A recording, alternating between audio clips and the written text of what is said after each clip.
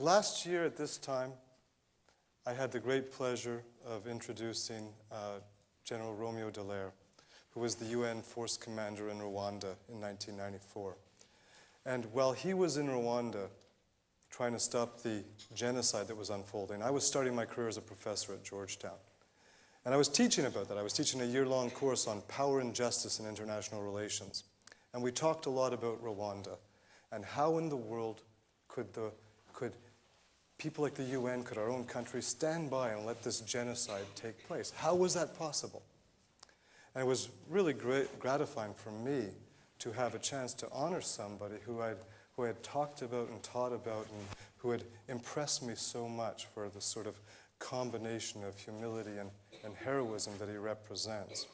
And I'm just as excited today for a sort of related but different set of reasons. I want to say a little bit more about that seminar that started my teaching career. One of the students in that seminar wrote her, this was a year-long course, and she wrote her 100-page paper on extremism in Africa. And towards the end of the year, she came to me and she said, I want to go to Africa. My parents are telling me not to. My friends are saying, what in the world are you going to do? But she said, I'm about to graduate from Georgetown. I have some ideas. I think I might be able to organize something. I want to make a difference. She said, what do you think I should do? And I said to her, go. I said, go to Africa. Find out. And she went there, and she had some ideas, and she had a lot of passion, and she's still there. She's still there doing amazing things. And I understood her experience, how education had sort of opened up some opportunities that she had never imagined. I remember years ago, I was 5 or 6 years old, and my parents used to say to me, you've got to go to college. When you get up, when you grow up, you've got to go to college. They wanted me to be the first person in the family to graduate from college. And I went to college wanting to please my parents. And I graduated from college wanting to change the world and thinking that was actually possible, that there was actually a reasonable thing to think. Education gave me some sort of aspiration, some knowledge, some confidence that things were possible that I had never dreamed about before I got there. I ended up spending 10 years in college and getting 4 degrees. So it was a very important thing for me to do. And these days, much of what I want to do is try and encourage that sense of possibility, of confidence in my own students. The center that I direct began a few years ago with $5,000, a small group of really passionate graduate students, the encouragement of the dean, the encouragement of the chancellor, the encouragement of a couple of business leaders in Orange County. That's how we started. And we had one idea. We said we want to study the world and try and figure out ways to make it a better place. Now that's a big task, and so we sort of narrowed it down. We were going to focus on the really tough cases. And we were going to get out there. We weren't just going to study them from here. We were going to get out there into refugee camps, into slums, into war zones. And we were going to reach out and talk to people in the NGO community, people in the private sector, people in the military who had knowledge but didn't always have the opportunity to stand back and look at the big picture and detect patterns. That's what we do as academics. But we wanted to talk to them, to get to know them, to become part of what they were trying to achieve out there. And we wanted to look at solutions that were sustainable, things that were fair, things that made sense from a business perspective, things that were sensitive to the laws of nature. Those are the sort of tasks we set ourselves. And it's been very exciting over the years to watch this whole process unfold, to watch it mature. I think we've done some amazing things over the past few years. Thanks largely to you. You've seen some of the graduate students we're able to support. The Coalition Advocating Human Security is certainly one of our most exciting programs, funding these students and doing other sorts of things. And these students, they go out to Africa, they go to South Asia, they go down to Central America, South America, and they come back with insights about how the world is working, about why it's important to us. They're a permanent resource for the country. They can educate other people about what they've seen. And they have this sort of knowledge which triggers new ideas. They come back and they say, wow, I'd never thought of this before, but now that I've been there, wouldn't it be good if we could do X? And they come back believing that things are possible and having a much finer understanding of what they can do, what we could do. And it's very exciting to watch them. We also see, for example, all the ways in which some investment in education would help. We would love, and we're looking into, wouldn't it be great if we could build 1,000 schools in strategic points around the world? Wouldn't it be great if we could help stand up research programs? We're looking into one now that would bring Israelis and Palestinians together to look at shared environmental problems.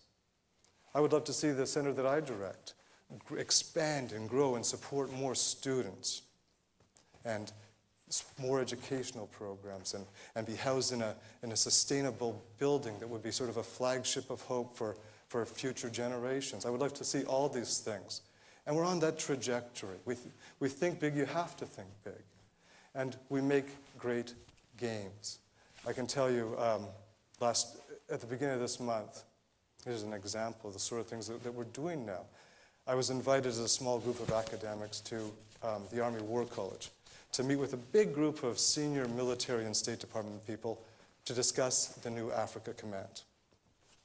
And one of the generals there, the highest ranking general, he started off by saying, and I think he put it nicely, he said, "We are good at fighting wars. That's what we do and we're good at it. But we're not very good at fighting the conditions that lead to war."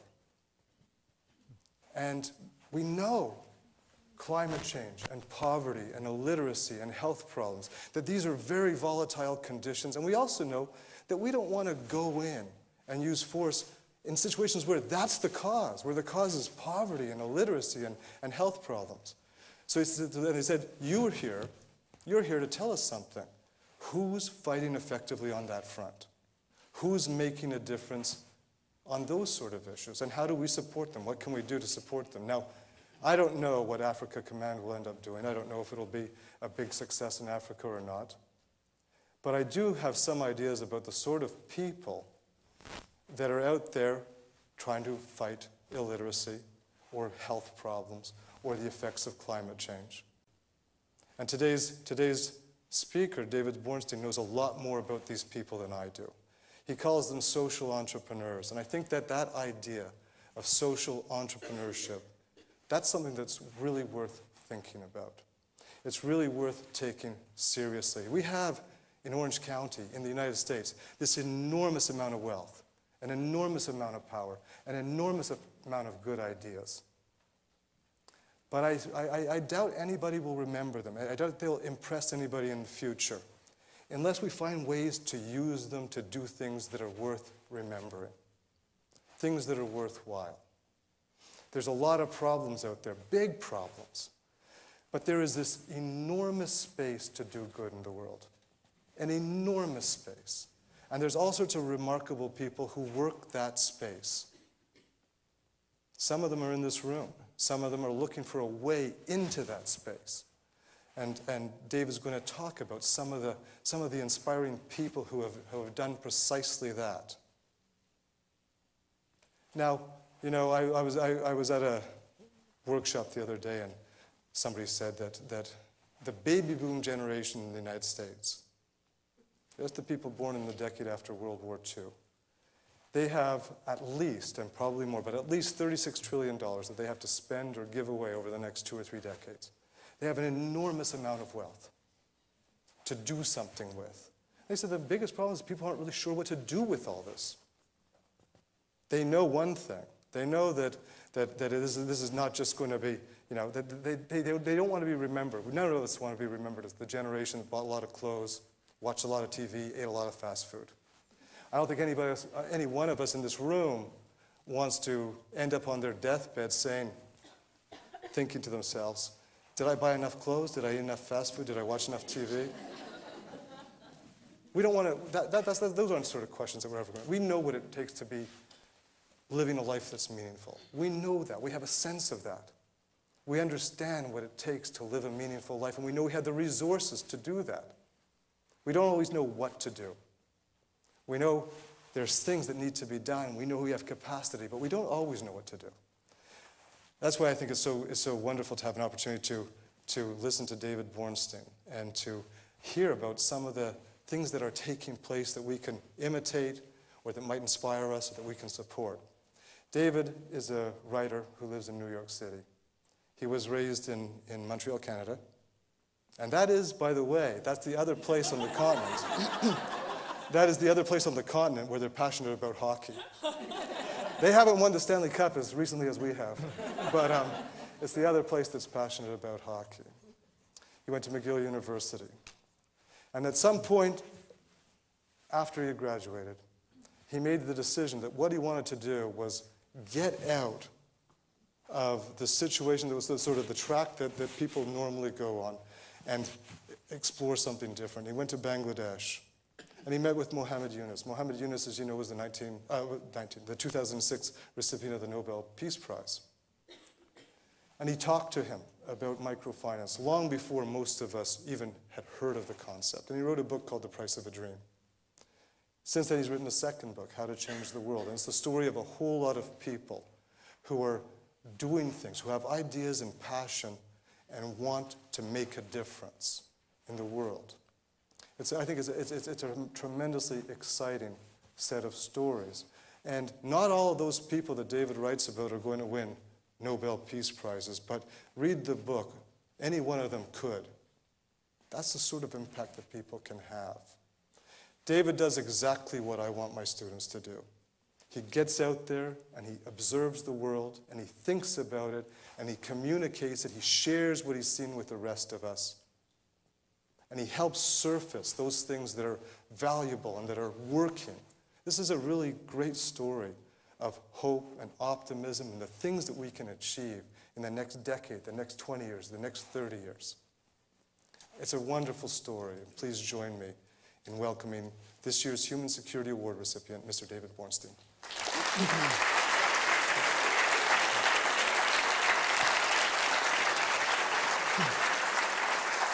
Thank you so much. Thank you. Thank you so much. Is this on? Is it on? After that introduction, I think I'll just say thank you and get off the stage. And after Heather, too. Tough act to follow. It's really great to be here. I love the... It's not on? It's for the filming, not... Oh, okay. Here, let me hold that. Hello? Okay. There we go. So unlike you, Richard, when I graduated from college, I just wanted to be rich. And it was 1985, and it was the year that Windows came out. And I had studied computers, I studied management information systems, and my goal was to own a Jaguar. It was that simple. It was very specific. And I hadn't grown up with I grew up in a very insular community where, success was construed in very narrow terms. To have a country house in the Laurentians. If you couldn't play for the Canadians, I discovered after losing a tooth and realizing that I wasn't quite big enough, I gave up that goal. So the next goal was to be successful in conventional terms. So I studied business, and I ended up going into a computer company. I became a programmer and an analyst, and it was fun work. But after a couple of years, I just felt that I was I wasn't living my life. I felt in some ways I was living my life through other people's expectations, other people's eyes. And so I took a year off to travel. And I traveled 365 days around the world with a backpack. And I only came home on the 365th day because my ticket would have expired and I would have been stranded in Thailand. So I figured. But that experience really opened up my eyes to the idea. The first thing was really the sense that so many of the ideas that we grow up with are really assumptions. They're not truths. They're ways that they're things that you think you need in order to be happy. And what I saw, particularly in poor countries in South Asia, was that in fact we're social creatures. We actually require very little to be very happy. We require almost nothing, but we do require some very basic things, which I want to get to later on because it relates to social entrepreneurship. So after that experience, I decided I went back to the computer company to earn some money so I could move to New York City and become a journalist because I thought I would be happy writing about things. And I did that for a year and a half, writing for major newspapers in New York. And I also felt very unhappy because I was constantly covering stories that really, not one didn't add to my understanding of the world and didn't contribute something that I felt was fresh. So I was covering a lot of murders, I was covering the mayoralty race, and a lot of stories that reinforce the ideas we have about the world, that people are basically not worthy of trust, that they do bad things to one another, and that we have a lot of problems. And anybody here could name 10 problems in 2 minutes. But what I realized what wasn't in that picture were the trees, the things that were growing. So I heard about this organization, the Grameen Bank. A friend of mine just told me about it. And this was in 1989. And at the time, the bank was still in its experimental stage. It was big. It was lending money to about 500,000 women villagers in Bangladesh. How many people here don't know anything about the Grameen Bank? Okay. Okay, so a few people. So it was making these tiny loans to women villagers. The loans were on average at the time $70 a year, and they would be paid back at the rate of $1.40 each week for 50 weeks with interest at the end of the year. And I remember thinking, what does a woman do with $70? And so I read further, and typically she would buy a cow or maybe a sewing machine or some bamboo, and she would produce something with her labor and then sell it in the marketplace. And then the stories that I heard over and over again, I got a book on this, a series of case studies that had actually been written by Grameen Bank workers that had been translated into English. The worst translation I ever read. I had to slog through these case studies. But everyone said the same thing. A woman had started she was a beggar, and then she got a business selling sweet potatoes. I remember the title of the chapter, because I was reading it walking down Morton Street in Greenwich Village in May 19, this was a little later, this was in May, several months later, and it was called Sakina's New Identity, and it was about how she had transformed her life by selling sweet potatoes. And I remember stopping on Morton Street, and sort of a flash of light came through. It was a beautiful sunny day through buildings, and I just said, I'm going to go to Bangladesh. I have to see this for myself. I wasn't happy in what I was doing writing, so I went back to my apartment in New York, in the East Village, where a friend of mine was sleeping on the floor, who I had traveled with earlier, and I said, Rex, you have to help me. I'm going to go to Bangladesh. I want to learn about the Grameen Bank. And he was still sleeping at the time. It was noon, and he sort of picked up his head off the pillow, and he said, forget it. Your mother will never allow it. Don't bother. So great line. And I had to go back to the computer company again to save up the $6,000 I needed to travel to Bangladesh and to support. It doesn't cost anything to live there. It was $2 a night was the guest house I was staying in, but I needed to pay a translator, and I had to just have money for logistical things. So I did that, and I went to Bangladesh for 5 months. And I remember going into Yunus's office, Muhammad Yunus's office, the first day I arrived in Bangladesh. I had corresponded with him a few times saying, I'd really love to come see the bank. I'm a young journalist. I don't have a lot of experience, but I really think your idea is important. And he just wrote back a very nice letter saying, come, stay with us as long as you like. So I arrived in his office, and I walked in there, and he's sort of an imperious person. He has a kind of bearing of a head of state. And in Bangladesh, which is a very hierarchical society, people treat him with very great deference. So you sort of walk into the office, and everyone is going, shh, shh, shh. And I walked in there, and he just sat down, and he looked at me. He said, ask me a couple of questions, but then go to a village, because I don't know anything. The villagers taught me everything, and they're the ones who you have to talk to if you want to know anything about the Grameen Bank.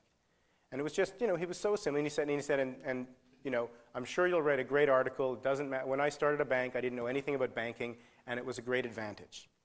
So I remember thinking, oh, that's interesting. Okay. So I went to a village with my translator and spent months interviewing villages sitting cross-legged on these cane mat floors inside mud huts. Sometimes there was a tin roof if the family had been moderately successful with their loans. And just asking women, what their lives were like. And, for the first month, I have to say I didn't get anything truthful out of anybody. People just make up stories to entertain foreigners in Bangladesh. It's sort of normal. You have these people that come in all the time. They try to extract information for anthropological studies, and then they leave, and then they never, connect at all again. So why be honest with people with your stories about how your grandfather lost his land because of dysentery, and that put your father in a very serious position. And then there was the cyclone in 1971, and then the rest of your land was lost because you lost all your animals. This is a very, very difficult story. Anybody's downward spiral into poverty is painful. And the upward spiral out of it is connected to that, so you can't separate it. But I stayed for months, and after a while, and I had a very good translator, I started hearing great stories from people, and people started being honest. And I could see over and over again that the same patterns, the stories had the same patterns, which were that typically someone began very, very shy with a sort of, they wouldn't meet your eye. And then over time, the way they described their process and the way other people described their evolution as borrowers and as people was that their spine stiffened. They started looking people in the eye, and they started carrying themselves with more dignity. And the marriage changed, too, very often. When women got loans, they had more status in the household. They had a say over childbearing because they were income earners. There's a lot of status associated to economic activity in a poor country like Bangladesh. And so I saw that this actually was working, and in many, many different contexts and many people. Now, while I was interviewing these people, the bank was growing and growing and growing, and by the end of 1992, I spent a year in Bangladesh over 2 years. It was up to 2 million people. Now it's up to 7.5 million villagers across Bangladesh who receive microloans from the Grameen Bank, which represents about 40% of all the households in the country. And if you add all the other microcredit organizations in Bangladesh, it's 80% of all the poor families in Bangladesh. This is a remarkable, remarkable achievement. I wanted to know how it was happening. I could see that the loans were working. When I went back and started looking at how the bank had been created, I sort of assumed that it had started as a government program, and that, in fact, or maybe the World Bank had supported it. I never thought of it as an entrepreneurial initiative, as something that someone founded with his graduate students while he was a professor, sent the students out to do case studies on villagers, started this credit experiment, which incidentally wasn't the first experiment. He had started many other experiments in the village, and some of those failed. A lot of them failed before the Grameen Bank started. So the Grameen Bank started in '76, but Yunus started doing experiments in 1972, and there was 4 years of mixed success with a lot of different things, which is very interesting to remember because this is a success story, but it had a lot of failure before it succeeded. And this is the quality that you see all the time in anybody who wants to do anything. You fail forward. You absorb your failures. You don't stop. But the thing that Yunus did was that he had this idea. He assembled his graduate students. He implemented the idea and made mistakes, and with each mistake absorbed it, but constantly pulling in more people, talking about the idea to anybody who would listen with great excitement, because he had seen what was possible. And this is how it grew. And it grew and grew and grew. You know, from 42 was the initial set of villagers to a few, to about double that number, to a few hundred, to a few thousand, and grew and grew. And along the way, what happened was that the Grameen Bank was able to solve all its problems because it was solving them as it was growing. And if you talk to Fred Smith from Federal Express or you interview any business entrepreneur, this is exactly how any business grows. You don't start off with 5,000 Starbucks franchises. You start off with one in Seattle for like 10 years, and then you figure it out, and then you expand along the way.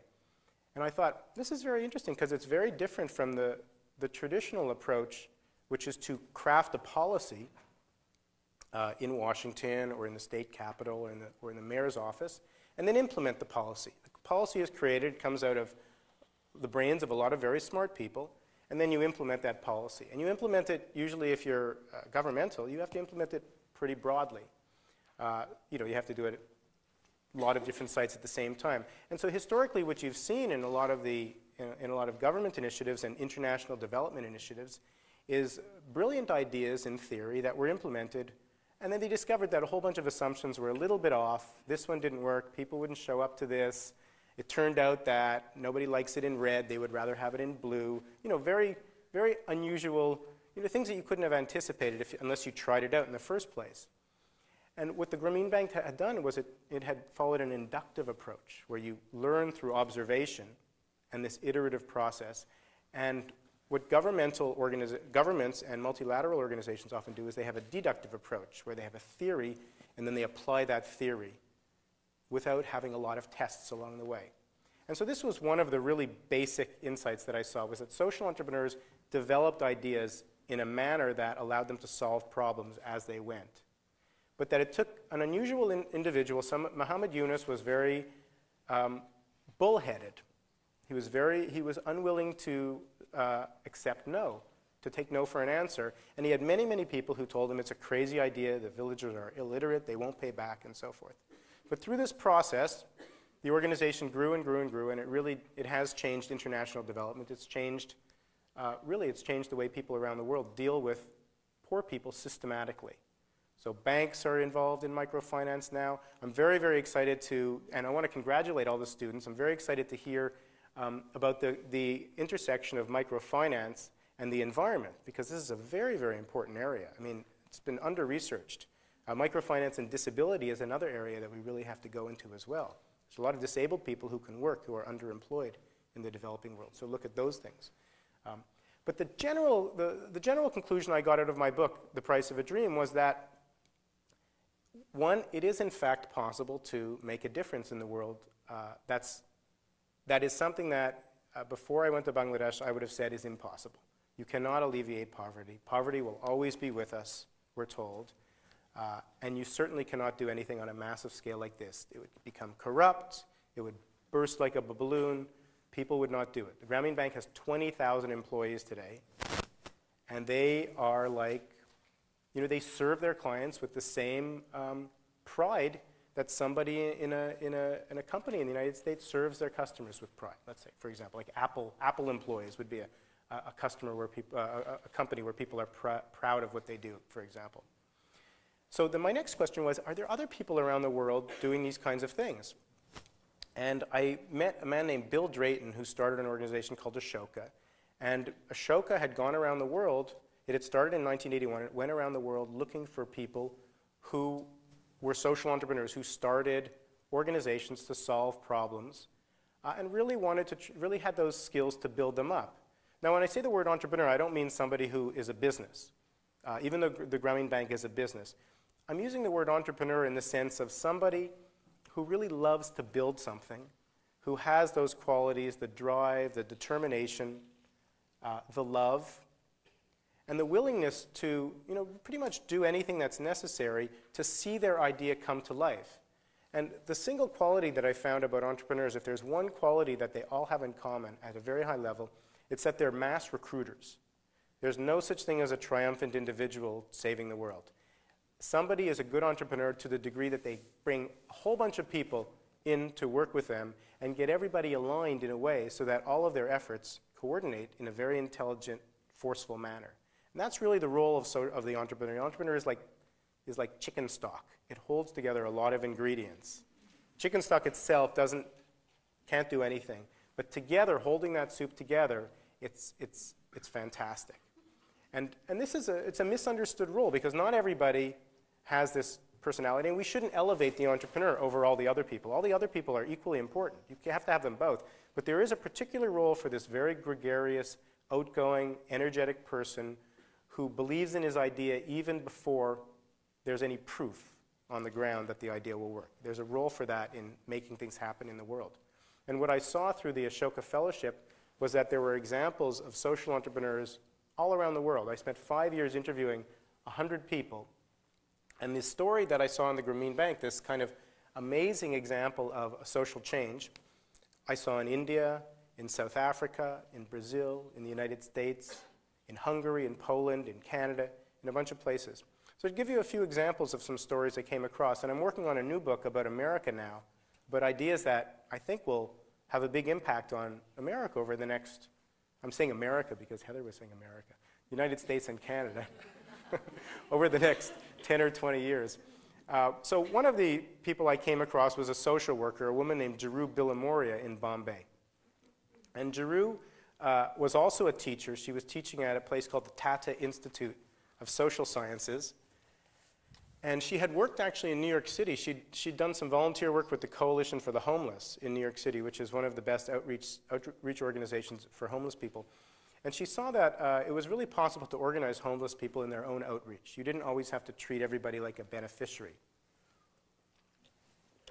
Incidentally, that's also the key to the Grameen Bank's success, is that the villagers manage their own loans. They don't require, bank workers manage the villagers too, but the villagers, by and large, self-manage and self-administer their loans. So the costs are much, much lower because one bank worker can oversee 500 people because 99% of the troubleshooting is done by the villagers themselves. So they only have to come in and deal with the real problematic cases, which are very small as a percentage.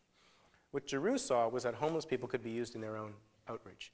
So when she came back to India, Bombay, she said, let's do the same thing with street kids, because there's a massive number of street kids across India, a lot of problems in the villages. Poverty has forced a lot of families to send children to go work in the cities. A 9-year-old kid selling Marlboro cigarettes on the avenues of Bombay, sleeps in a tea stall or sleeps on the railway platform, sends his remittances back to his parents or his grandparents in the village. Honorable work for him to be doing that. He goes back home every couple of months. He feels dignified. But he's a 9-year-old kid in a big city, and there's lots of abuse. Adults abuse the kids. Policemen beat them up. The kids get sick, and the hospitals reject them. You can't come in. You're too dirty, that kind of thing. And so Giroux saw this with many, many kids. She went with her graduate students out, and she interviewed the kids, and she spent a lot of time with them. She gave out her home phone number, and she would get calls from kids at 3 a.m. My friend has tuberculosis. The hospital won't accept him. Can you help me? Or my friend broke his leg, and he's lying on a railway platform. She would get out of bed and go do something. And what she realized was that there was actually a lot of child service organizations in Bombay. This is one of the big changes of our generation in history, and this is unique to our generation in history. The mass emergence of social organizations all around the world, social purpose organizations. We call them nonprofits, NGOs. Those are fairly negative terms. They only define things as what they're not. What they are, they're organizations that exist to create a value, a social value for society. They may be for-profit, they may be not-for-profit. That's a minor distinction, actually. The distinction is what they actually do. And what Giroux saw is that the proliferation of child service organizations had created a really unique opportunity in India's history to rethink the way the whole country protected its children. Because there were all of these organizations, but none of them talked to each other. They were all their own little fiefdoms. So she went around to 100 groups and she said, let's create a network. And we'll all work together and we'll get some shelters, we'll get some health organizations, we'll get some legal services, AIDS and disability, organizations that repatriate runaways. We'll get a whole bunch of groups together and we'll set up a little switchboard system and we'll get a toll-free hotline. India at that time, this was 1993, didn't have a toll-free hotline, had never had a toll-free hotline in its history. So she thought, I'll go to the Ministry of Telecommunications and make my case, they should see the benefits, and I'll get my hotline. Well, this gives you a sense of how hard it is to get social change to happen, because it took 3 years just to get the phone number. 3 years. And you know how you get a phone number from the Indian government, from the Ministry of Telecommunications? The same way that you get anything done anywhere in the world. You have to walk into the office, find out who the people are who pull the levers, then you have to introduce yourself, and then come back with your friend who has influence, who owns the big company, who runs the Tata Institute of Social Sciences, who has some clout. And with that person sitting next to you on your advisory board, you then get a little bit closer to your goal. And this is the way the world changes everywhere. It's a political, power-savvy process. You have to just understand that. So Giroux did that, and she came back with the head of the Tata Institute, and through this process of sending 1,000, in those days it was still faxes, and meetings and meetings and meetings, after 3 years, she cut through, this sort of wad of red tape and got this toll-free number, 1098, which could be used anywhere in Bombay. Then she went to these 100, meanwhile, she was going to these 100 organizations, child service organizations across India, and across Bombay, and saying, will you join me in this network? We'll call it Childline, and we'll all work together. And out of 100 organizations that she asked to join her, in this, what is a very logical idea, only 14 said yes. 86 said no. And I remember asking her about this, and I said, how did you feel? Were you very disheartened? And she said something to me that I've never forgotten. She said, no, I was very excited, because I knew that for us to succeed, the organizations that worked with us really had to be excited to work with us. We needed a lot of people who really cared. And I figured if 86 organizations said no, then the 14 who said yes must really be excited to work with us. And I remember thinking, that's a very creative way of thinking about that. I didn't think about it that way. That's a kind of, if you think, it's a kind of like mental alchemy, right? Turning lead into gold, right? And I'm saying this, it's not just a funny story. This is what people live on who want to cause social change. You always have to look at everything as a potential opportunity. There's a downside to everything, but there's always a way of looking at it that increases your energy instead of depleting your energy. And it takes a lot of energy to do things, so you always have to find a way to increase your energy because you need more tomorrow. And with these 14 organizations, with an initial grant of $6,000 from a foundation, after knocking on 20 doors, you got $6,000 from an uncle who had a foundation. Okay, she had her final issue. She had the phones. She had the 14 organizations. She had a little bit of money. She then thought, who was going to be the paramedics? And she went back to that initial insight. We can't hire paramedics. The street youth have to be, para-paramedics. They have to be the ones who will go out and rescue their peers. We'll train them, give them a basic crash course, a 30-day course in how to answer a call, how to intervene, how to speak to a railway transit officer, how to speak to a hospital admissions person who may not understand that they, by law, have to accept a street kid, and all of these things. And through this process, they launched Childline in 1996. In its first year, it fielded approximately 6,000 calls, and it rescued 858 children from very serious distress. And just to give you an example of one call that came in, there was a man passing through a train station, one of the biggest train stations in Bombay, Dadar train station, saw a little girl on a railway platform. She was naked, she was 2 years old, or looked about 2. She'd been abandoned, and she had a burn on her chest. It looked like someone had poured scalding water on her. And he said, there's a child here. He called Childline, and then he left because he had to go to work, presumably. So the street kids raced to the train station. They couldn't find the girl. They ended up spending several hours there looking for her. Eventually, they found her in a corner where there was a drunk who had basically said she was his daughter because he planned to use her as a prop for begging. The street kids knew some of their friends who lived in the train station. They knew that this guy didn't have a daughter. So they argued with the police officer in the train station, who sided with the drunk, not the children, because that's normal. But through this process, using the various channels of influence that Childline has, it always has influence with various key people in the city government. It doesn't work without that. They were able to eventually get permission from a higher level authority to have the little girl released to their custody. She was brought to the hospital, treated, put in a hospice for a while, and then adoption was arranged with a middle-class family. So she could end up here, right? She's a middle-class kid in the world. She might end up University of California. That's the middle-class trajectory. So if you think of her life as a graph, it was going like this, downhill actually, probably like this, dramatically downhill. And this man made a phone call, put some energy out into the universe, and it started going like this, uphill.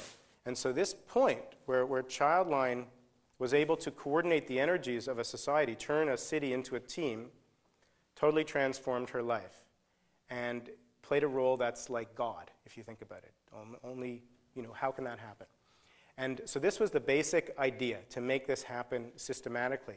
So now if I pull out the story 11 years later, it's now working in 70 cities.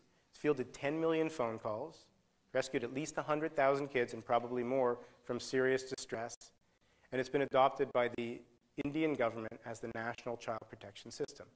And Childline, along the way, made partnerships with the largest computer company in India and one of the largest marketing companies in India, made a partnership with various governments and city governments, and with thousands of these nonprofit organizations around the country that administer the programs. And so the computer companies created this wonderful software to analyze call tracking patterns, so they know exactly what the child protection issue is in Varanasi, where kids are abducted because they have nimble fingers to be used in the sari industry, or Tamil Nadu, where kids are abducted, often just abducted to be used to make fireworks, because they have a big fireworks industry in Tamil Nadu, or in Goa, where there's a lot of sexual abuse of children because there's a big international tourism industry and people come for that. So they are able to now pinpoint these hotspots. They know where the tuberculosis is in a city because of this wonderful software that was developed by these genius computer consultants who enabled this to happen. And now that Childline is a project of the Ministry of Justice, Social Justice and Empowerment in India, you have phone calls coming in from street kids, going into a database called ChildNet, whose output is policy guidelines that inform the national policy for child protection. And this is how India now fulfills its mandate under the UN Convention on the Rights of the Child, which it ratified. You think about that whole thing. And all of this was built in the last 10 years. And it's almost totally unknown. I mean, you come across some people who have heard this story, but this is a very dramatic change. If you look at microcredit, which reaches 100 million people globally, you look at Childline, for example, in India, which is a dramatic system change in how the most vulnerable people in that society are dealt with. Very low brick and mortar, very low cost, but high effectiveness. And if you can pull back and imagine another 1,000 stories like this, okay, you haven't seen it.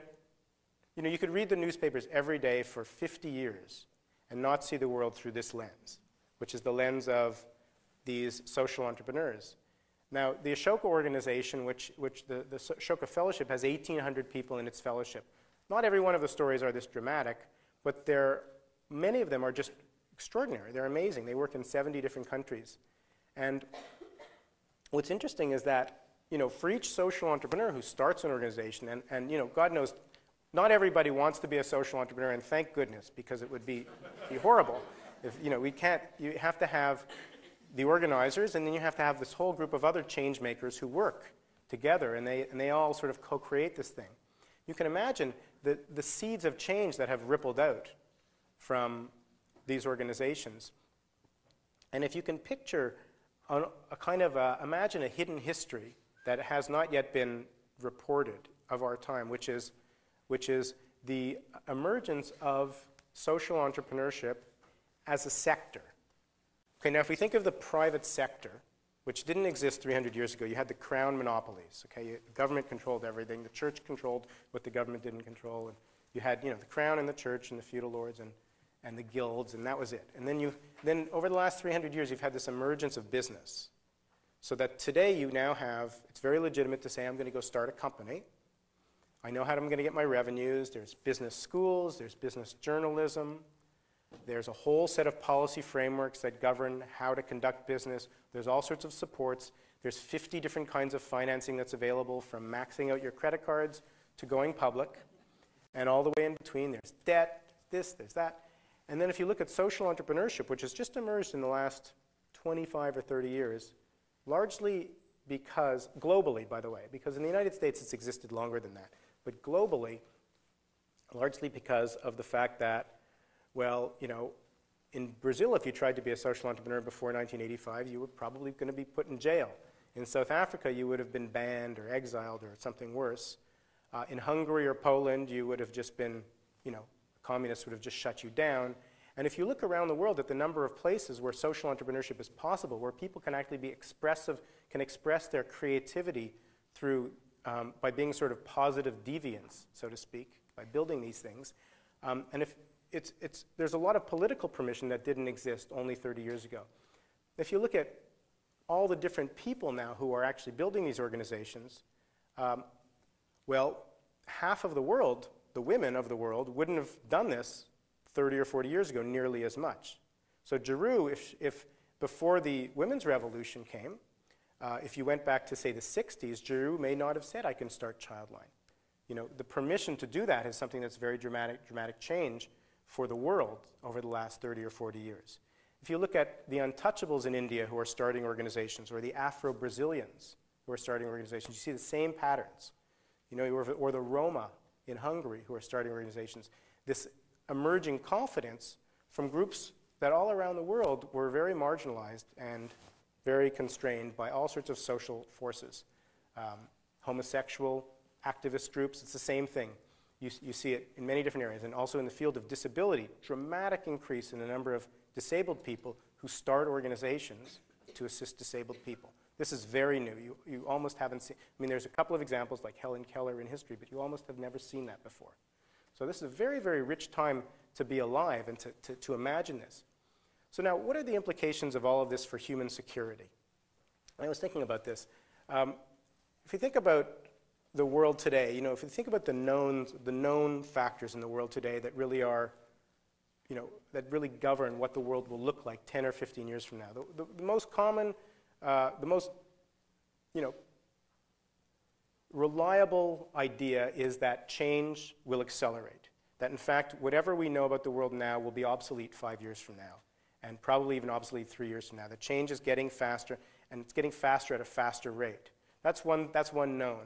Another known is that the power of individuals is dramatic.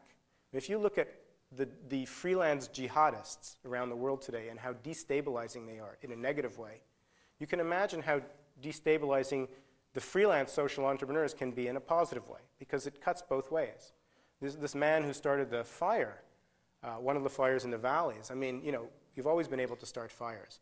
But for people like, you know, Osama bin Laden, you know, for him to be able to spend a few $100,000 and get the government to change the way it spends $1 trillion is very, very high leverage, okay? It's very destabilizing. That's the negative side of the rising power of individuals. The positive side of that is that many, many, many people coursing through societies can be antibodies of solving social problems where they see them. And I think if we look at what security actually means today in the world today, it actually doesn't, there's no one solution to it. The solution to security is to create a process where everybody in society, or a far greater number of people across society, consider themselves change makers.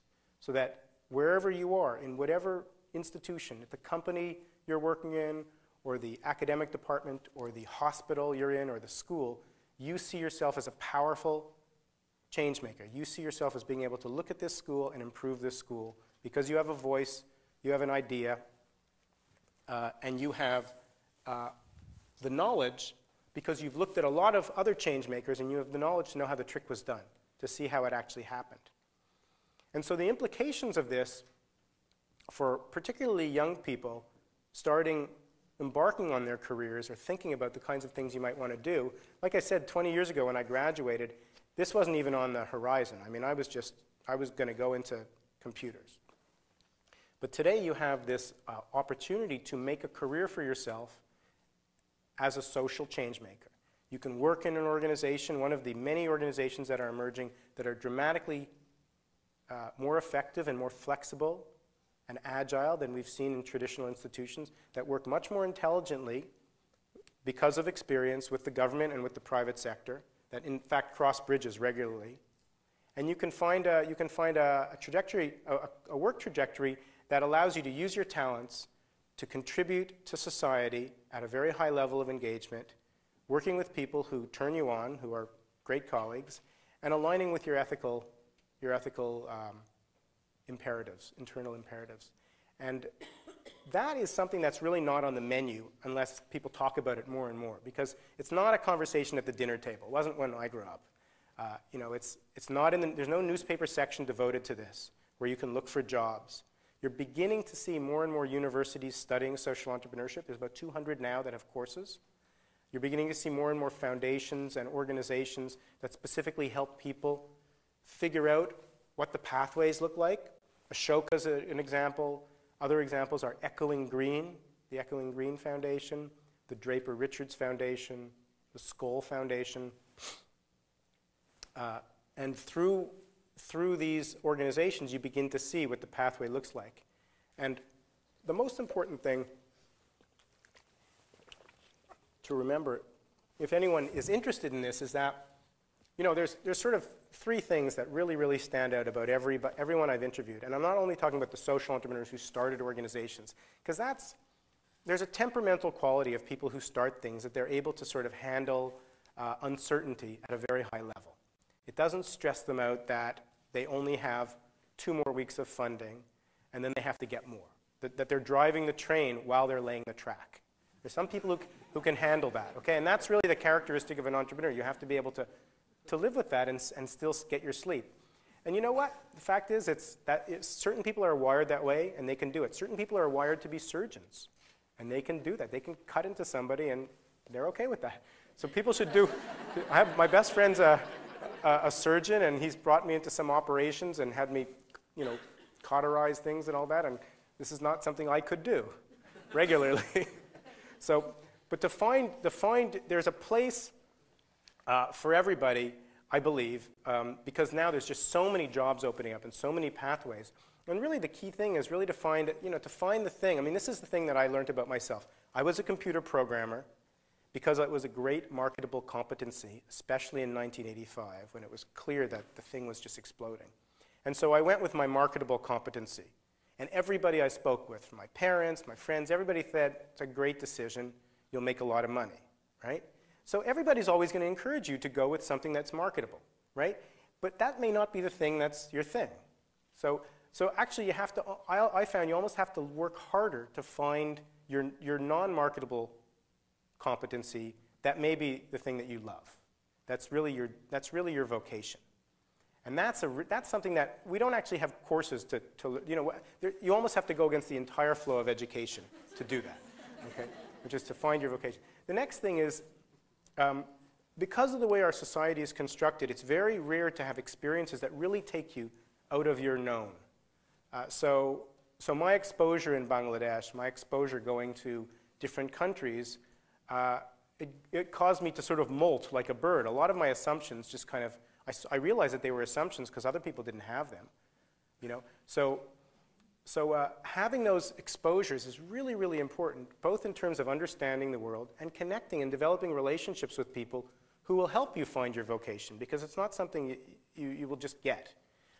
So I really encourage people to construct, you know, exposures for themselves, just whether it's on your summer or whether you do something during your nights, after your classes or after your job, that just takes you completely out of what you know and puts you in touch with other people who are outside of your faculty or your profession or whatever that is. Because really, in fact, as we saw before, it's really in these sectors, it's really where these sectors collide, where the person who didn't know anything about banking starts a bank, who was a teacher, that you get innovation. And so by going out and having this an exposure in another sector, another culture, you create these awarenesses that allow you to be an innovator.